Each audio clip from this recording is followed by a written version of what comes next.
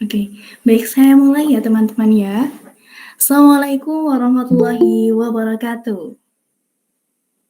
Waalaikumsalam warahmatullahi wabarakatuh. Waalaikumsalam warahmatullahi wabarakatuh. Waalaikumsalam warahmatullahi wabarakatuh. Waalaikumsalam. Salam sejahtera bagi kita semua. Shalom, Om Swastiastu, Namo Buddhaya, salam kebajikan. Selamat malam teman-teman semuanya. Saya ucapkan selamat datang di acara webinar dengan judul Peran Generasi Muda dalam Konsumsi dan Produksi yang Bertanggung Jawab yang dilaksanakan oleh mahasiswa Program Studi Bahasa dan Sastra Indonesia C, Universitas Negeri Surabaya, guna memenuhi penugasan akhir mata kuliah Pendidikan Pancasila yang diampu oleh Ibu Maya Mustika Kartikasari, Esos MIP. Pertama dan paling utama, marilah kita panjatkan puji syukur kepada Allah Subhanahu wa Ta'ala atas limpahan rahmat-Nya sehingga kita dapat berkumpul bersama pada webinar ini meskipun lewat media maya. Tak lupa juga salawat serta salam kita haturkan kepada Rasulullah Muhammad SAW. Saya ucapkan terima kasih kepada para peserta webinar yang telah meluangkan waktunya. Terima kasih atas antusiasme yang begitu luar biasa untuk ikut serta dalam kegiatan webinar kali ini. Pada hari Jumat, tanggal 2 Juni 2023, bersama saya Adila Kurnia Fitriani yang akan memandu acara pada malam hari ini. Webinar Peran Generasi Muda dalam Konsumsi dan Produksi yang Bertanggung Jawab ini diharapkan dapat membangun kesadaran generasi muda dalam membantu meraih pertumbuhan ekonomi dan pembangunan berkelanjutan dalam bidang khususnya konsumsi dan produksi yang bertanggung jawab, juga mengetahui cara pengolahan limbah dengan baik. Baik hadirin yang berbahagia, sebelum kita beranjak ke acara inti yakni pemaparan materi, seraya diberikan kemudahan dan kelancaran dalam kegiatan webinar kali ini, marilah kita berdoa. Berdoa mulai.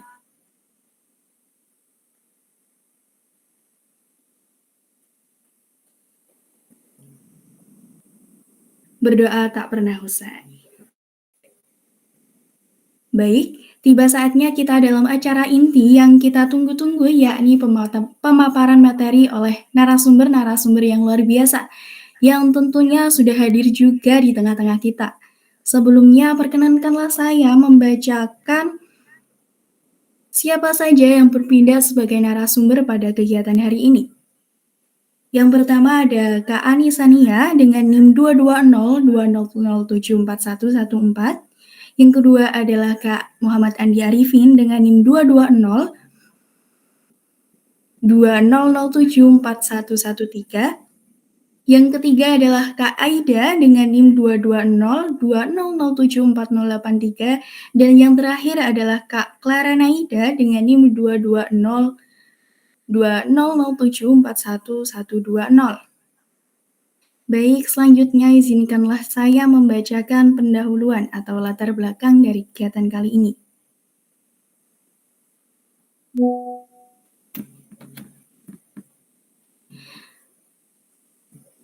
Meraih pertumbuhan ekonomi dan pembangunan berkelanjutan berarti seorang harus menyadari pentingnya pengurangan jejak ekologi dengan mengubah cara memproduksi dan cara mengkonsumsi makanan serta sumber daya lainnya. Produksi dan konsumsi yang bertanggung jawab adalah satu dari 17 tujuan global yang tersusun dalam Agenda Pembangunan Berkelanjutan tahun 2030.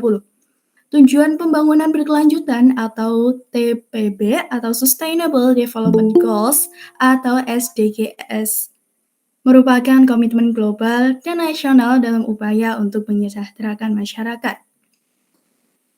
Baik, selanjutnya terdapat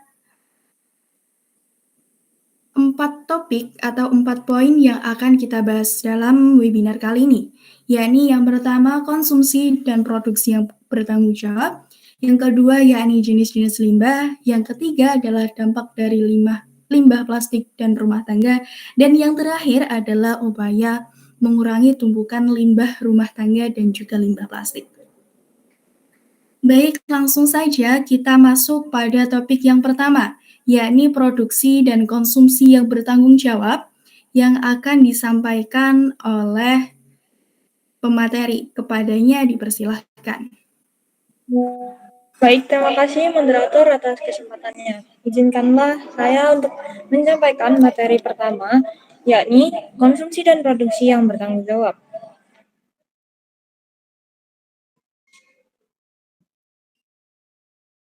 Produksi dan konsumsi yang bertanggung jawab. Produksi adalah cara membuat barang dan bagaimana jasa dilakukan. Sedangkan konsumsi merupakan cara manusia menggunakan atau menghabiskan barang dan jasa. Selanjutnya, tujuan dari SDGs ini yakni 1. Pengelolaan efisien dalam penggunaan sumber daya alam. 2. Cara membuang sampah, beracun, dan polutan. 3. Mendorong industri, bisnis, dan konsumen untuk mendaur ulang dan mengurangi sampah.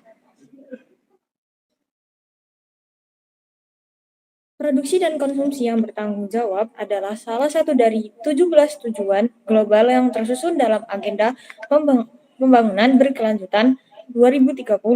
Tujuan Pembangunan Berkelanjutan atau TPB atau Sustainable Development Goals atau SDGs adalah pembangunan yang menjaga peningkatan kesejahteraan ekonomi masyarakat secara berkesinambungan. Pembangunan yang menjaga keberlanjutan kehidupan sosial masyarakat.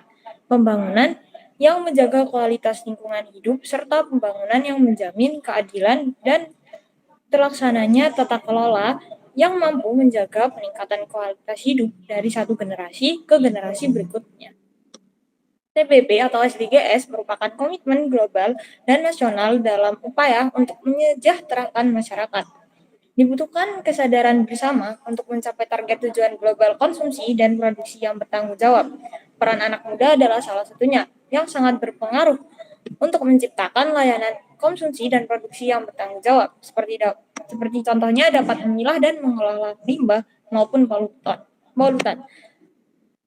Konsumsi dan produksi berkelanjutan merujuk pada penggunaan produk dan jasa yang memenuhi kebutuhan dasar dan membawa kualitas hidup lebih baik sembari meminimalisasi penggunaan sumber daya alam, material beracun, emisi gas, dan polutan dalam siklus hidup produk dan jasa tersebut. Dengan begitu, kita tidak membahayakan kebutuhan generasi mendatang. Singkatnya, pola ini ialah aksi melakukan lebih banyak hal berdampak baik untuk lingkungan dengan sumber daya minimal. Selain itu, pola ini juga menjadi acuan untuk memisahkan pertumbuhan ekonomi dengan degradasi lingkungan, meningkatkan efisiensi sumber daya, dan mempromosikan gaya hidup berkelanjutan. Pola konsumsi dan produksi berkelanjutan merupakan perubahan sistemik. Untuk mewujudkannya, diperlukan pendekatan holistik. Terdapat 3 sasaran untuk mewujudkannya. Selanjutnya,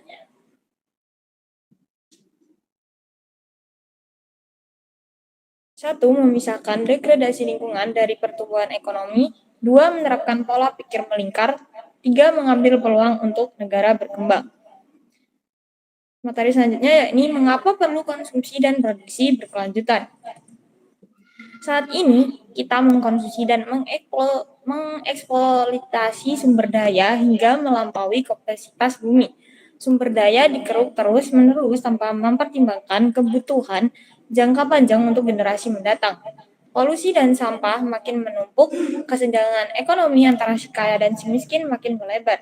Kerugiannya juga dirasakan oleh sektor kesehatan dan pendidikan serta berdampak buruk pada kesetaraan dan pemberdayaan masyarakat. Selain itu, jangan lupakan bahwa manusia tinggal di bumi ini tidak sendiri. Kita berbagi tempat dengan hewan dan tumbuhan yang punya hak hidup sama seperti manusia. Bumi yang lahannya makin sempit dan manusia yang makin banyak membuat pola konsumsi dan produksi yang berkelanjutan menjadi hal yang krusial. Baik, paparan materi yang bisa saya sampaikan. Terima kasih. Baik, terima kasih Kak Aida atas pemaparan materi yang cukup luar biasa.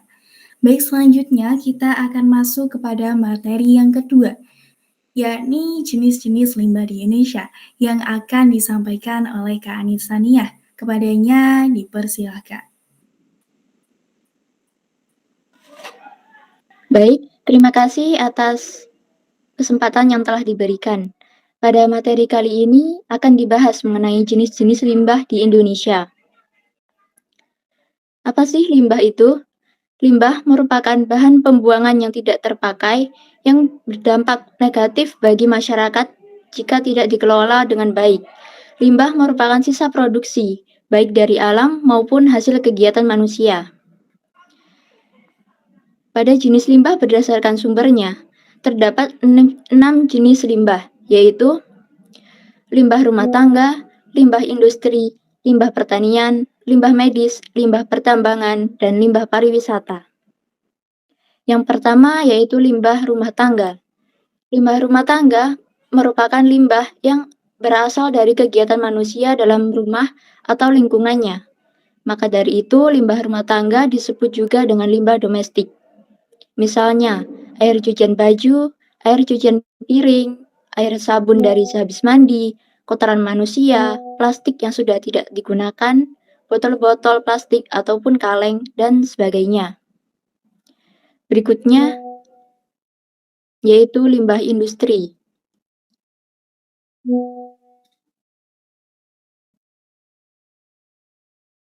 Limbah industri merupakan limbah yang berasal dari sisa-sisa proses produksi pada suatu industri.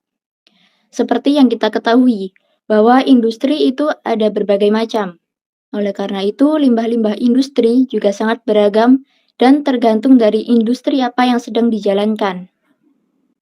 Misalnya, pada industri pakaian, maka limbah yang berupa sisa-sisa pakaian yang tidak dapat digunakan dan pewarna dari pakaian yang dapat mencemari lingkungan. Pada industri kabel listrik, limbah dari industri ini seperti kabel-kabel yang sudah tidak digunakan tetapi masih tertimbun di dalam tanah. Yang ketiga yaitu limbah pertanian. Limbah pertanian merupakan limbah yang bersumber dari aktivitas pertanian. Pada umumnya, limbah pertanian dihasilkan dari pemberian pupuk dan pembasmian hama.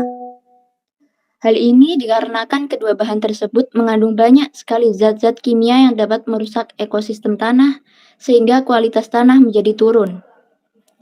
Tidak hanya ekosistem tanah yang rusak, pada pembasmian hama menggunakan pestisida bisa membuat sayur atau buah yang dihasilkan menjadi kurang baik untuk dikonsumsi. Terlebih jika pestisida yang digunakan secara berlebihan. Berikutnya yaitu limbah medis. Limbah medis merupakan limbah atau sampah yang berasal dari fasilitas dan alat-alat medis. Limbah medis ini bisa ditemukan pada rumah sakit, klinik, ataupun puskesmas. Limbah jenis ini jika dibiarkan secara terus-menerus sangatlah berbahaya, karena setiap alat medis yang digunakan terkandung cairan tubuh seperti darah atau kontaminan lewatan dan lain sebagainya.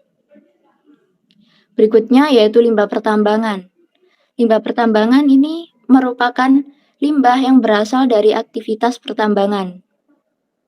Lingkungan yang tercemar akibat limbah pertambangan bisa dilihat dari banyaknya jumlah logam dan air raksa yang berasal dari sisa-sisa proses pertambangan. Contoh limbah pertambangan yaitu arsenik, asap, asam sulfat, timbal, merkuri, raksa, dan sejenisnya. Yang terakhir, yaitu limbah pariwisata. Limbah pariwisata merupakan limbah yang berasal dari aktivitas manusia ketika melakukan jalan-jalan atau berwisata. Umumnya, limbah ini berada di lokasi-lokasi yang sering dikunjungi oleh orang-orang ketika berwisata. Misalnya asap dari sarana transportasi, sisa-sisa makanan dan minuman, dan sebagainya. Dengan adanya limbah pariwisata, maka besar kemungkinan tempat wisata tersebut akan tercemar lingkungan. Sekian pemaparan materi dari saya. Terima kasih. Baik, terima kasih Kak Ani Sania yang telah memaparkan materi yang sangat luar biasa nih. Baik, selanjutnya ada materi yang ketiga yakni dampak limbah plastik dan juga dampak limbah rumah tangga. Nah, materi ini akan dibawakan oleh Kak Clara Wardani. Nah, kepada Kak Clara kami silahkan.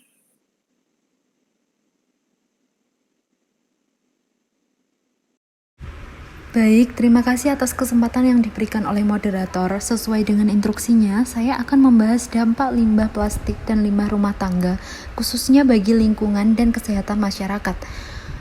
Tanpa berlama-lama, langsung saja kita memasuki materi yang pertama, yakni dampak limbah plastik bagi lingkungan. Sampah plastik yang dibuang sembarangan berpotensi merusak dan mencemari lingkungan. Limbah plastik juga termasuk dalam sumber polusi lingkungan terbesar di seluruh dunia. Apabila dibiarkan begitu saja, dampak sampah plastik bisa berbahaya bagi ekosistem dan kelangsungan hidup seluruh makhluk di bumi. Nah, berikut adalah beberapa dampak limbah plastik bagi lingkungan. Yang pertama, ada pencemaran air. Sampah plastik yang masih utuh atau sudah hancur menjadi partikel kecil dapat mengakibatkan pencemaran air. Hal ini terjadi karena plastik membawa zat kimia seperti bifenil poliklorinasi dan pestisida. Kedua zat tersebut dapat mengkontaminasi air, serta parahnya lagi dapat meracuni dan merusak habitat makhluk hidup yang tinggal di sekitarnya. Kemudian yang kedua, ada pencemaran tanah. Partikel mikroplastik, logam berat, dan zat kimia hasil dari proses penguraian plastik dapat masuk ke dalam lapisan tanah serta menempel pada tumbuhan yang tertanam di dalamnya. Bayangkan saja jika manusia mengkonsumsi sayuran dan buah yang telah terkontaminasi oleh zat kimia, maka resiko terjadinya penyakit akan sangat besar. Kemudian adanya kontaminasi dari sampah plastik juga membuat kondisi tanah menjadi tidak subur sehingga dapat merugikan para petani sayur maupun buah. Jadi bisa dibayangkan bahwa sampah plastik ini sangat berbahaya ya teman-teman. Dan yang terakhir ada pencemaran udara. Hal ini disebabkan karena proses pembakaran plastik yang dilakukan secara terbuka. Akibatnya terjadilah polusi udara. Selain itu, sampah plastik juga dapat memperparah pemanasan global dan perubahan iklim di seluruh dunia. Selanjutnya, dampak limbah plastik bagi kesehatan. Tak hanya berdampak buruk bagi lingkungan, berbagai senyawa kimia yang terkandung di dalam sampah plastik juga bisa menimbulkan berbagai masalah kesehatan seperti kanker, kerusakan organ, dan gangguan pertumbuhan janin serta anak. Setelah mengetahui dampak limbah plastik bagi kesehatan dan lingkungan, di sini kita akan mengetahui beberapa dampak limbah rumah tangga bagi masyarakat. Limbah rumah tangga seringkali dibuang sembarangan tanpa pemilahan atau pengolahan terlebih dahulu, sehingga menyebabkan terjadinya pencemaran dan kerusakan lingkungan, mulai dari air, tanah, hingga udara. Berikut beberapa dampak yang akan dirasakan oleh masyarakat akibat pembuangan limbah rumah tangga yang sembarangan dan tanpa pengolahan ini. Yang pertama ada dampak bagi kesehatan. Tentunya pembuangan limbah rumah tangga secara sembarangan akan memberikan efek yang buruk untuk kesehatan masyarakat di sekitarnya. Beberapa penyakit yang akan disebabkan oleh limbah ini adalah penyakit diare, penyakit tifus, penyakit kolera, penyakit jamur, dan cacingan. Yang kedua, ada dampak bagi lingkungan. Penanganan limbah rumah tangga secara sembarangan akan mengakibatkan kerusakan dan pencemaran pada lingkungan. Kerusakan dan pencemaran lingkungan ini akan berdampak buruk pada masyarakat, seperti terjadinya banjir dan timbul bau-bau yang tidak sedap. Dan yang terakhir, ada dampak bagi sosial dan ekonomi. Seperti yang telah saya jelaskan sebelumnya, bahwa limbah rumah tangga berdampak buruk pada kesehatan masyarakat di sekitarnya. Sehingga meningkatnya penyakit akibat limbah ini otomatis meningkatkan biaya kesehatan. Kemudian kehidupan sosial masyarakat juga akan terganggu karena lingkungan menjadi kotor dan tercemar. Sekian materi dari saya, terima kasih kepada moderator yang bertugas, saya persilahkan. Oke, baik Kak Clara atas penyampaian materi yang luar biasa, yang sangat bombastik ya. Selanjutnya, ini ada pemaparan materi yang akan disampaikan oleh Kak Andi Arifin. Nah, materi ini yakni upaya mengurangi tumbukan limbah plastik dan juga limbah rumah tangga. Nah, teman-teman boleh nyimak ya dengan baik-baik dan diterapkan juga dalam kehidupan sehari-hari. Untuk apa? Biar kita dapat ngurangin limbah plastik dan limbah keluarga rumah tangga di rumah kita. Oke, silakan Kak Andi untuk menyampaikan materinya. Oke, sebagai introduksi ya. Jadi saya di sini akan membahas tentang upaya kita untuk mengurangi limbah plastik dan limbah rumah tangga. Yakni salah satu cara supaya kita dapat mengurangi banyaknya limbah dan sampah rumah tangga adalah dengan sebuah aksi, teman-teman. Yang mana aksi itu dimulai dari diri kita sendiri. Oke, next. Nah, bagaimana cara kita untuk memulainya? Kita next lagi. Di next semuanya, Kak, nggak apa-apa. Nah, yang pertama pastinya teman-teman, yakni adalah kesadaran. Karena kesadaran harus dimulai dari diri kita sendiri. Kemudian yang kedua adalah kepekaan, yang mana juga sangat relevan dengan kesadaran, kepekaan terhadap lingkungan, kepekaan terhadap sosial, yang mana karena kita melakukan langkah awal itu juga, yang mana kita juga bisa akan mempengaruhi lingkungan kita. Karena sesuai pepatah, ketika kita ingin mengubah suatu dunia, maka kita harus memulai mengubah dengan mengubah diri kita sendiri. Nah, terdapat beberapa kegiatan atau langkah untuk mengurangi limbah sampah nih teman-teman. Apa aja? Oke, next Kak. Yang pertama, mengurangi penggunaan sampah plastik, yang mana kita bisa melakukannya dengan membawa tas belanja sendiri. Ya, kemudian bisa membawa kotak makan dan botol minum sendiri, tidak membeli barang dalam kemasan lebih besar untuk waktu yang lebih lama, membungkus paket dengan kardus dan karton, dan juga menggunakan produk yang dikemas dengan kaca dan beling. Kemudian, next. Nah, yang kedua adalah memperbaiki barang yang rusak, teman-teman. Kita bisa memperbaiki barang di rumah, baik itu seperti jam dinding, sandal, tas, baju, ataupun barang-barang yang lain. Supaya apa? Barang yang sebenarnya sudah rusak, kita bisa memperbaikinya dan bisa digunakan dengan baik lagi, yang mana bisa mengantisipasi kita supaya kita tidak membeli barang lagi. Dan barang yang rusak juga tidak menjadi limbah sampah juga. Next, teman. Nah, dengan ini, teman-teman, kita juga bisa melanjutkannya. Nah, dengan melakukannya tadi, kita juga bisa melanjutkannya dengan mendaur ulang sampah plastik dan menjadikannya barang yang bermanfaat. Hal ini, selain bisa menjadikan barang itu bisa bermanfaat, bisa juga melatih skill kita, melatih daya kreatif kita dan imajinatif kita terhadap barang-barang bekas. Daripada barang itu dibuang dan menjadi sampah, bisa kita kreatifkan menjadi barang-barang yang lebih berguna dan bermanfaat. Contohnya apa aja, teman-teman? Nah, next Kak.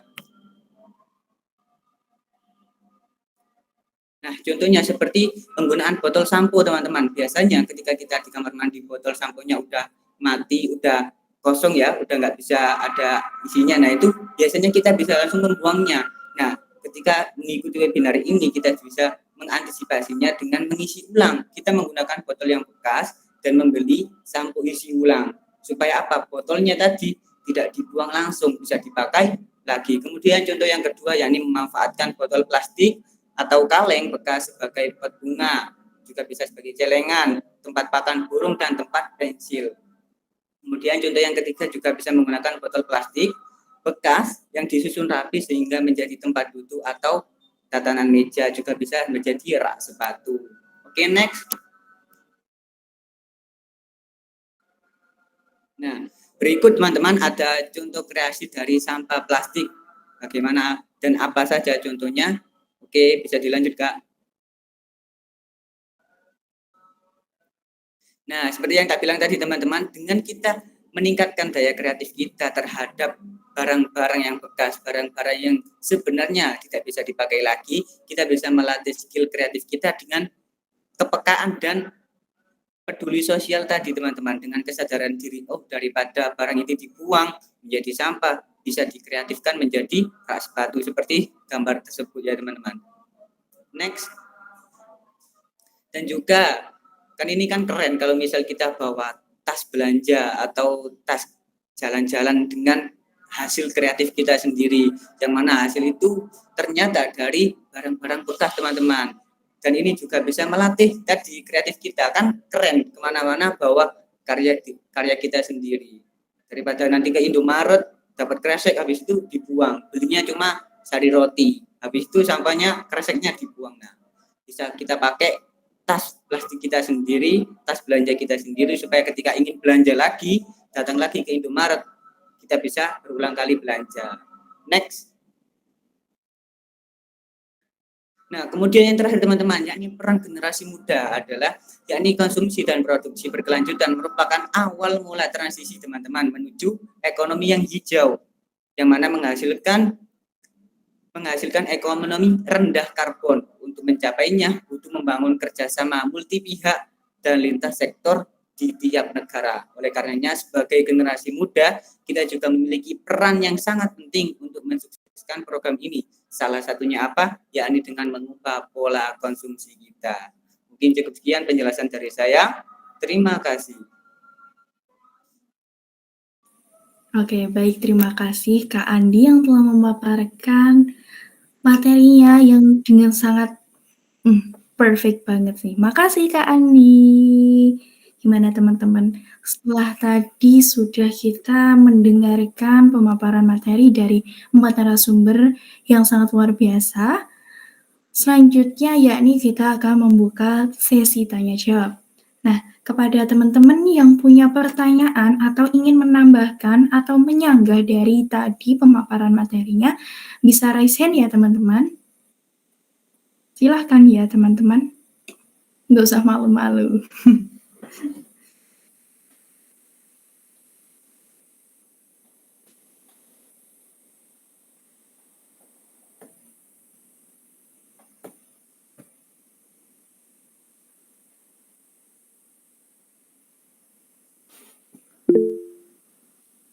Oke, di sini saya lihat Kak Rizky Mutiara Sani ya, angkat tangan. Oke, silahkan Kak Rizky. Kak Rizky Mutiara Sani nih dipanggilnya siapa Kak? Tiara. Oke, Kak Tiara. Ada pertanyaan atau pernyataan atau menyanggah dari pemaparan materi tadi? Pertanyaan sih, Kak. Oke. Jadi aku mau tanya, kenapa sih penting untuk mengurangi limbah plastik di rumah tangga? Kan tadi pemaparan Kakak itu tentang apa ya? Menjelaskan hal-hal yang berdampak pada lingkungan gitu. Terus pertanyaan saya, kenapa sih kok penting mengurangi limbah plastik di rumah tangga itu? Kasih. Oke, terima kasih Kak. Siapa tadi Kak Mutiara Sani ya? Selanjutnya ini Tiara, ada Kak Indah Triwidadari. Ayo, boleh on cam dong Kak Indah. Kak Indah. Maaf ya Kak, saya off cam saja. Oke, nggak apa-apa. Silahkan Kak, ada pertanyaan atau pernyataan atau yang lain yang ingin disampaikan. Monggo. Iya, lebih ke pertanyaan sih sama seperti Kak Tiara ya tadi. Oke. Saya ingin bertanya, kan tadi di PPT dijelaskan bahwa jenis-jenis limbah dapat berupa limbah medis kan ya, di mana limbah medis itu juga berkemungkinan berbahaya apabila tidak diolah secara tepat. Nah, dari para pemateri nih, gimana sih cara pengelolaan limbah medis yang aman supaya ya tadi tidak berkemungkinan ada bahaya gitu, kayak dampak yang membahayakan masyarakat sekitar gitu. Udah sih gitu aja, terima kasih. Oke, baik Kakak. Terima kasih atas pertanyaannya ya Kak Indah. Kita tampung dulu nih pertanyaan-pertanyaan dari teman-teman. Ada yang ingin tanya lagi? Boleh dong, Kakak jangan dong. Oke Kak Nurul Wijayanti, boleh bersuara Kak. Monggo, mau bertanya atau apa?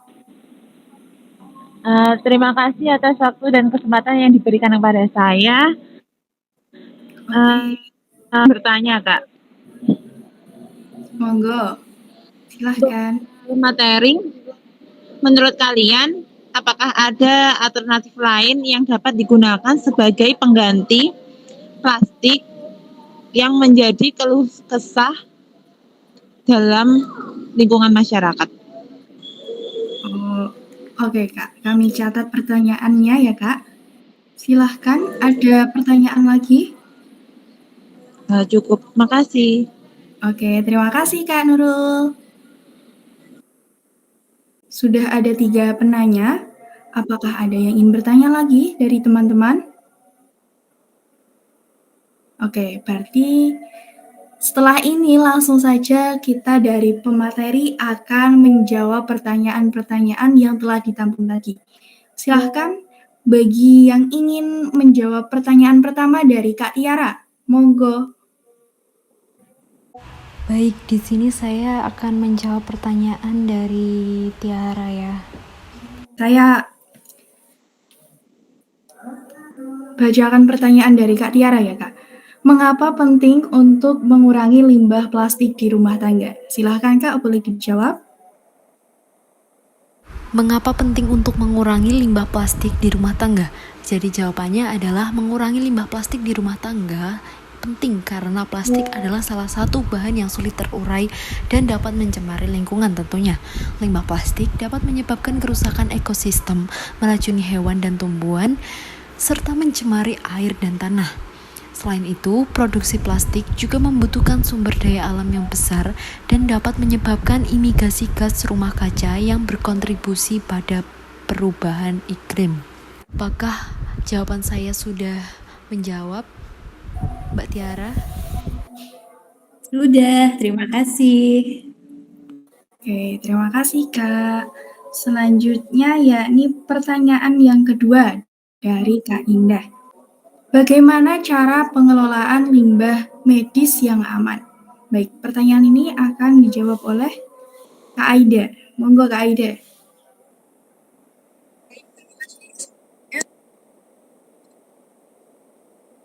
Jadi siapa?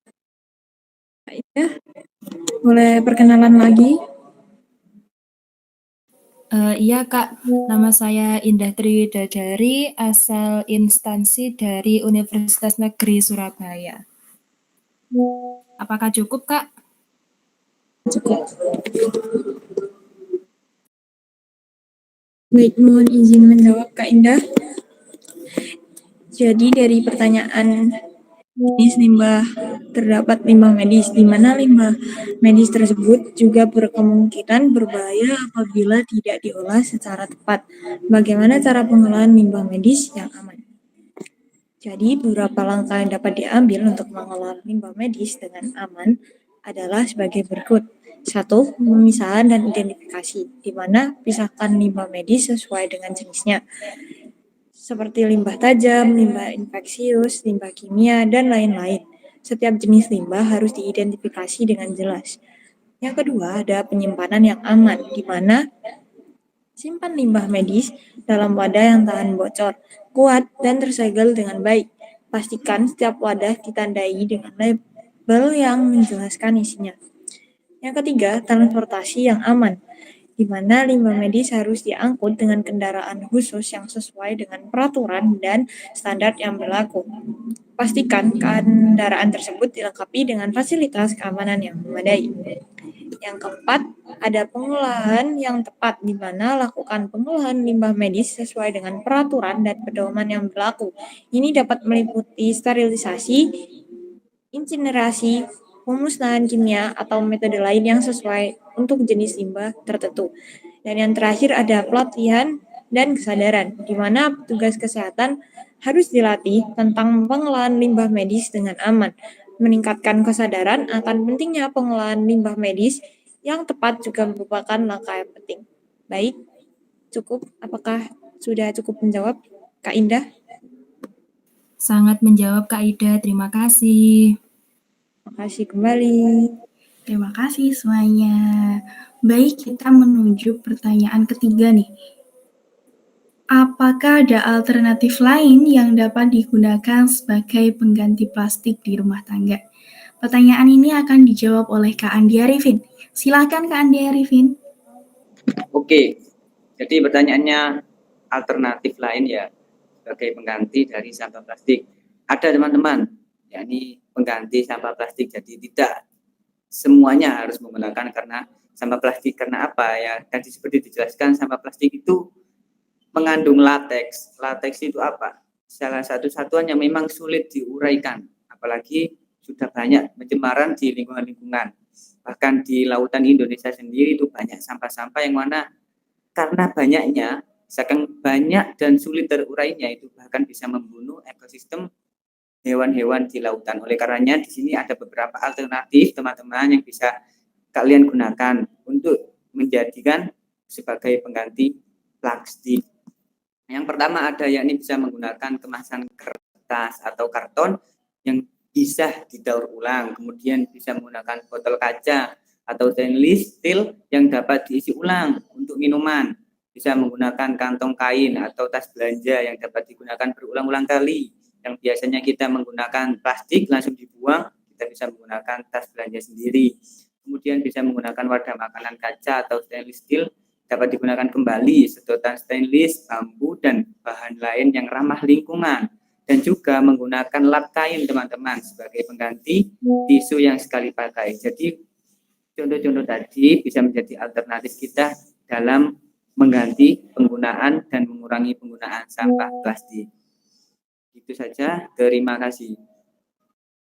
Mana kakak yang tadi bertanya, apakah sudah puas dengan jawaban dari Kak Andi? Terima kasih, Kak.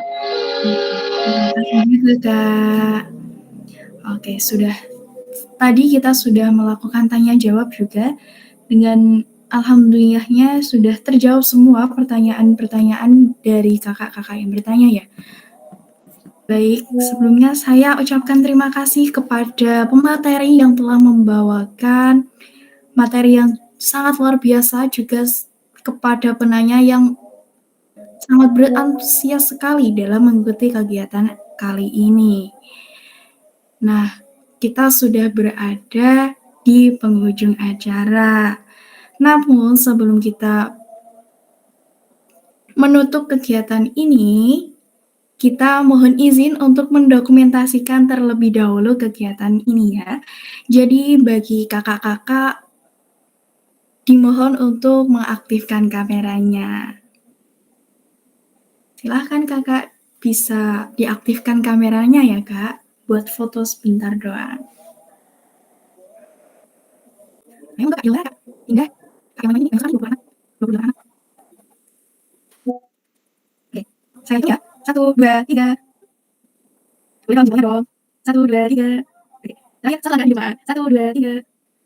Oke.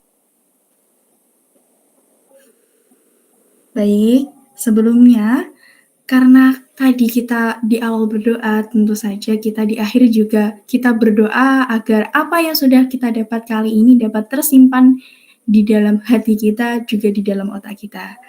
Baik, langsung saja berdoa, mulai.